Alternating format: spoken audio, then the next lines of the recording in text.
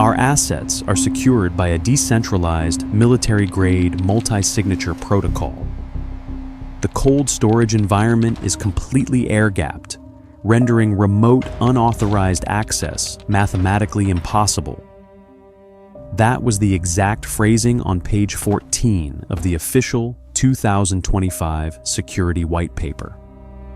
A manifesto of absolute arrogance.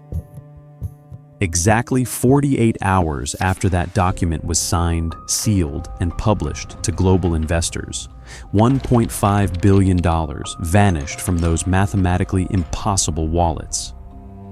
It took exactly 14 minutes. There were no blaring alarms. There were no shattered firewalls. There were no frantic alerts from the anomaly detection matrix. A sum of wealth equivalent to the gross domestic product of a small nation was quietly siphoned into the dark web. This was not a brute force attack. This was not a breach. This was a surgical humiliation of an empire. The digital ledger of the blockchain, a public monument to transparency, became a real-time broadcast of a slaughter. Investors watched in paralyzed horror as block after block confirmed the exodus of their life savings. It was a financial extinction event, executed with the cold, sterile precision of a robotic assembly line. To understand the magnitude of this failure, you must first understand the paranoid architecture of this financial fortress. It was built on the fundamental belief that human error is the only vulnerability. Therefore, the architects removed the humans. They constructed a tripartite defense mechanism, a digital Cerberus guarding the vault. Layer 1 was the air-gapped cold storage. These physical servers were completely severed from the global internet. They sat in subterranean data centers, encased in Faraday cages, deaf and blind to the outside world. They existed in a vacuum. Data could only enter or exit these servers through highly regulated asynchronous hardware bridges. To extract even a single fraction of a token from this abyss, a request had to navigate a labyrinth of cryptographic challenges, eventually reaching the second layer of defense. The industry heralded this as the gold standard of institutional custody. Billions of dollars from retail investors, hedge funds, and sovereign wealth portfolios flowed into this ecosystem, lured by the promise of mathematical invincibility. They trusted the algorithm. They trusted the impenetrable vacuum. Layer 2 was the multi-signature verification protocol. It was a cryptographic masterpiece. A single key could not unlock the vault. The system required a consensus of 5 out of 7 distinct cryptographic signatures to authorize any major liquidity transfer. These 7 keys were distributed across different continents, held by automated sentinels and top-tier executives. The logic was flawless. Even if a hostile state actor compromised 1 key, or 2, or 3, the vault would remain sealed. The math dictated that simultaneous compromise of 5 geographically isolated nodes was a statistical impossibility. It would require the synchronized hijacking of completely independent network infrastructures. The protocol was a decentralized democracy of machines, designed to veto any rogue action. To the public, this was marketed as the ultimate failsafe. To the engineers who built it, it was a monument to their own genius. They had solved the Byzantine general's problem on a multi-billion-dollar scale. They slept soundly at night, comforted by the cold, hard certainty of elliptical curve cryptography. Layer 3 was the omniscient eye, a state-of-the-art artificial intelligence anomaly detection engine.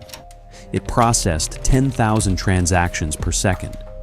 It was trained to recognize the microscopic fingerprints of malicious behavior. A sudden spike in withdrawal volume, a routing request through an unusual IP address, a fractional deviation in the standard smart contract gas fee.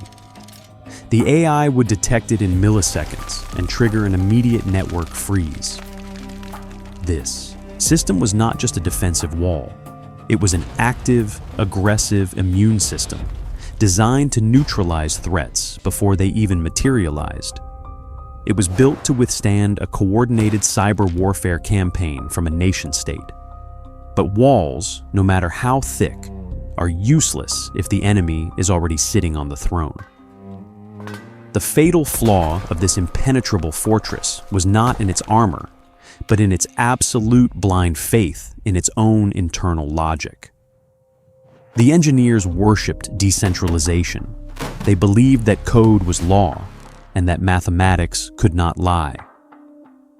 In their pursuit of total frictionless efficiency, they implemented a highly automated internal remote procedure call protocol. The APIs were designed to talk to each other without human friction. If a command carried the correct cryptographic weight, the system would not question its intent. It would simply obey. This automation was the lifeblood of the exchange's liquidity engine. High-frequency trading firms, institutional market, makers, and arbitrage bots demanded millisecond latency. To satisfy this demand, the internal architecture was heavily optimized for speed over skepticism. The internal microservices communicated through a complex web of elevated permissions. If a request originated from a whitelisted internal subnet and carried the appropriate digital token of authority, it was granted a fast-track VIP pass through the security checkpoints.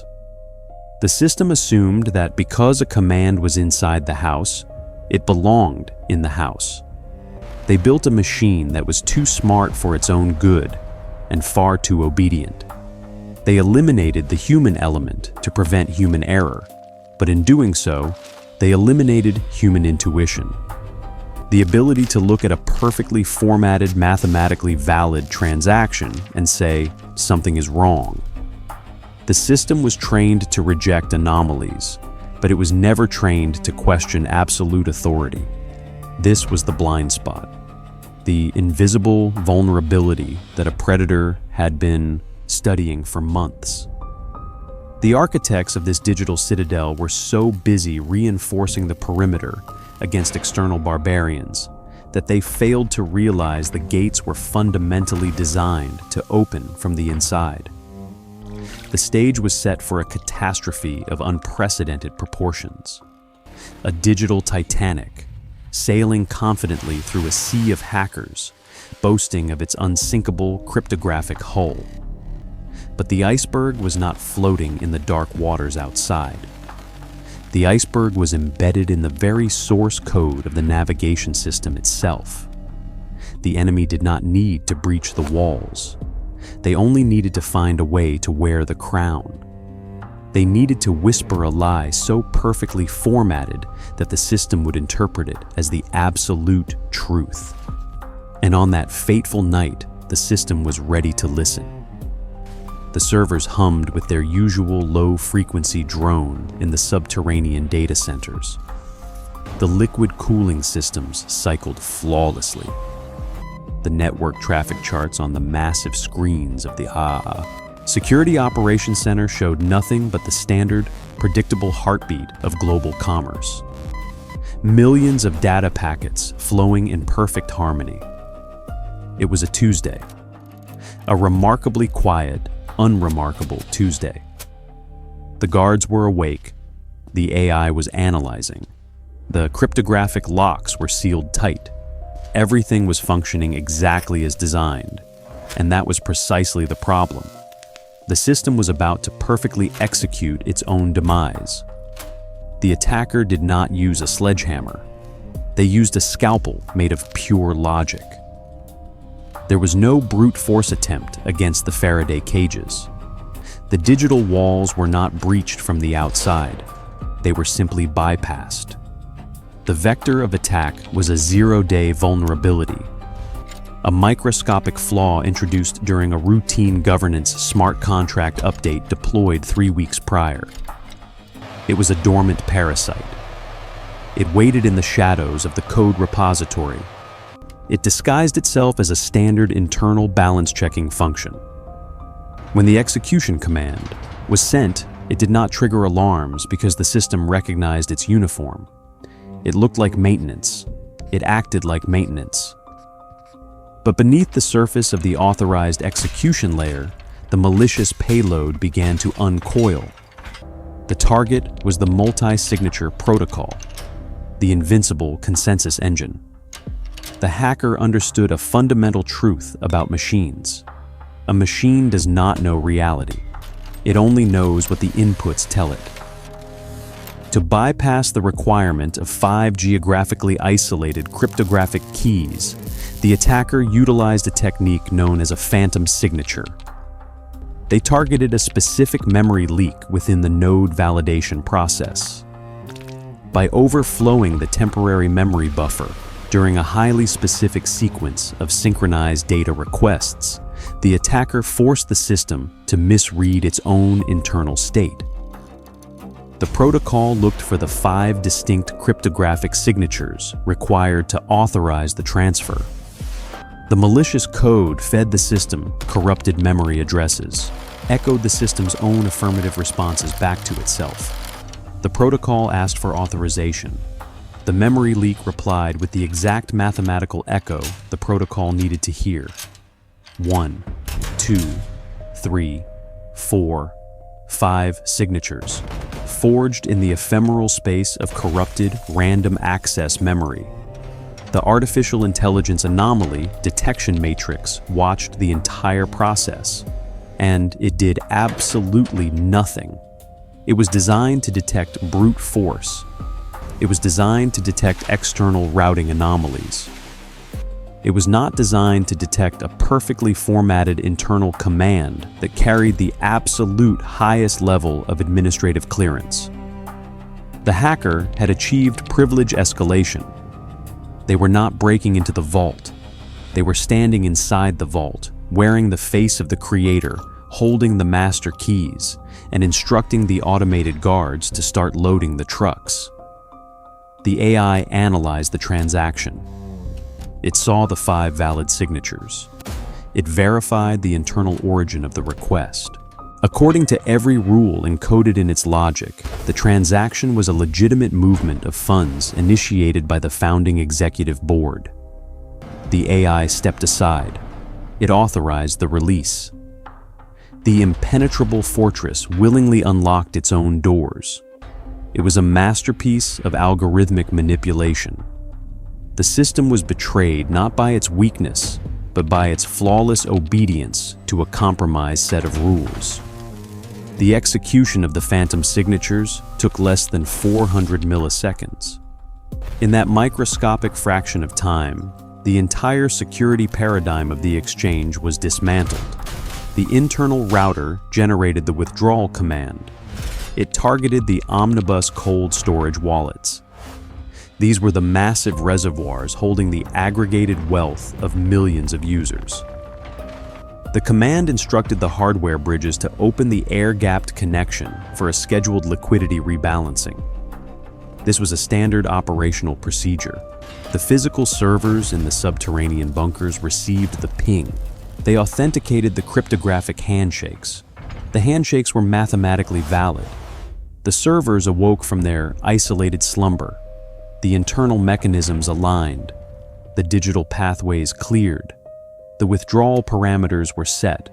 $1.5 billion, denominated in a basket of highly liquid assets. Bitcoin, Ethereum, stablecoins. The payload size was massive, but the system had been specifically optimized to handle high-volume institutional transfers without friction. It processed the request with the same cold efficiency it used to process a $10 retail trade. The ledger updated, the balances shifted. The digital tokens were prepared for transmission across the blockchain. The hacker had successfully weaponized the exchange's own infrastructure against itself. They turned the multi-signature security protocol into an automated extraction engine. The very mechanisms built to prevent theft were now facilitating the largest digital heist in human history, the Sheer scale of the extraction should have triggered every failsafe. Moving $1.5 billion in a single continuous operation is a seismic physical event on the network. But the zero-day exploit included a secondary payload designed specifically to blind the reporting dashboard. It intercepted the telemetry data flowing from the execution layer to the security operations center. As the cold wallets were being drained, the monitoring screens in the control room continued to display a false reality. They showed stable balances. They showed normal network traffic. The security engineers sat in their ergonomic chairs. They monitored a perfectly tranquil simulation. The actual vault was being emptied right beneath their feet. The hacker created a digital mirage, a localized reality distortion field within the network infrastructure. The system was meticulously executing the commands, blind to the context of the devastation it was causing. It was a perfect, silent operation. No broken glass, no alarms, just a relentless stream of data flowing out of the vault. The 14 minutes that followed were a masterclass in automated money laundering. The assets did not just move, they shattered. The moment the $1.5 billion hit the public mempool, the hacker deployed a swarm of pre-programmed routing bots. This was the Getaway vehicle. It was entirely autonomous. The massive block of capital was instantly pulverized into tens of thousands of smaller, randomized fractions. These fragments were then injected directly into decentralized mixing protocols like Tornado Cash and an array of obscure cross-chain bridges. The funds bounced between blockchains, Ethereum to Monero, Monero to Solana, Solana back to Ethereum. Each jump stripped away a layer of metadata. Every second that ticked by, another $100 million was sanitized, anonymized, and distributed across thousands of untraceable wallet addresses. The automated swarm executed the laundering protocol with ruthless efficiency. It was a decentralized escape route, built on the exact same infrastructure that the exchange relied upon. The transaction graph, once a clear line, exploded into a dense, impenetrable cloud of mathematical noise. The blockchain, the very tool designed to ensure absolute transparency, was weaponized to guarantee absolute anonymity. The money was not just gone, it was cryptographically vaporized. It became dust scattered across the dark web. The hacker did not need to physically transport pallets of cash across a border. They simply redirected a river of data, and the river flowed fast. Inside the Security Operations Center, the digital mirage finally collapsed. The secondary payload, having served its purpose, terminated itself. The telemetry data refreshed. The monitoring screens flickered, shedding the false reality. The dashboard updated to reflect the true state of the cold storage omnibus wallets. The numbers rolled backward. The 10-digit figures dropped, down to millions, down to thousands, down to zero. It took exactly 3 seconds for the human brain to process the visual information. The silence in the room was absolute. It was the heavy, suffocating silence of total systemic failure. Highly paid security architects, veterans of cyber warfare, sat frozen in their ergonomic chairs. They stared at a single character on the screen, a zero, the mathematical representation of nothing. The vault was empty. The assets belonging to 2 million users had evaporated. Panic, when it finally arrived, was entirely futile. The incident response team scrambled. Fingers hammered across mechanical keyboards. The emergency protocols were initiated. Red emergency lights bathed the server racks. The manual kill switches were thrown. Network bridges were severed. The API gateways were hard crashed. But they were locking the doors of an empty vault. The blockchain is immutable. A transaction, once confirmed, cannot be reversed. The system had processed the phantom signatures perfectly. It had authorized the withdrawal perfectly. It had updated the ledger perfectly. Every line of code functioned exactly as it was written. The engineers frantically reviewed the logs, searching for the breach. They looked for the shattered firewall, the brute force anomaly, the unauthorized external IP. They found nothing. The log showed a series of perfectly valid, highly privileged internal commands. The system had simply followed orders. This is the ultimate irony of the $1.5 billion fortress. It did not collapse because the cryptography was weak. It did not fall because the physical servers were compromised. It fell because it was built on an arrogant assumption. The assumption that logic is a substitute for truth. The engineers created a machine so perfectly obedient to its own rules that it could not recognize when those rules had been weaponized. It was a digital titan slain by a single, carefully placed mathematical lie. It did exactly what it was told. It executed its own death sentence with flawless, unhesitating precision. The greatest heist in history was not a robbery. It was a perfectly authorized transaction. The truth is buried in the code, waiting to be decrypted. We are Shadow Dossier. We do not accept the official narrative. We analyze the wreckage. Subscribe.